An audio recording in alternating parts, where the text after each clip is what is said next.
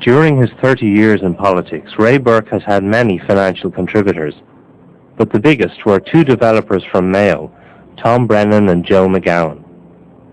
During the 1970s, their firm of Brennan and McGowan became the biggest house builder in Ireland. Their relationship with Burke went back a long way.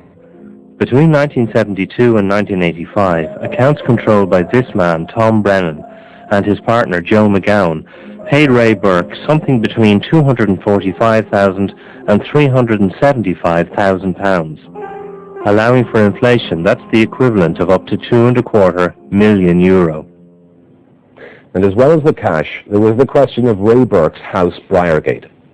In his report, Justice Flood finds that the transfer of the property amounted to a corrupt payment to him from Tom Brennan and his associates. But while the report finds the transfer of the house was corrupt, it says the tribunal was unable to discover what actions Mr. Burke performed in return for the benefit provided to him. Now let's look at all that cash.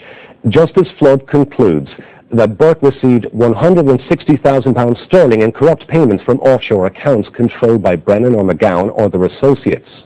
But here again, the tribunal was unable to discover what specific action Mr. Burke took to advance the interests of those who paid him these monies. Well, Mark Cooper, is that not one of the deficiencies of the report, that we know there were corrupt payments, we don't actually know in specific terms what the corrupt payments bought? True, but I think you can make a reasonable inference, and that the judge does, that if such payments are actually being made, there is a reason for those payments to be made.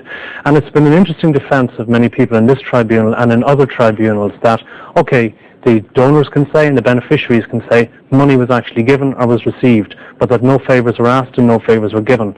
In this respect, I think perhaps the judge has blown through that defence and saying, come on, let's be logical about this, let's be reasonable about this, because you do not pass over such large sums of money unless you actually have a reason to do so. It wasn't because they were trying to advance the political stability of the nation, it was because he was doing something specifically for them. And I think that's a very, very important distinction that's been made here.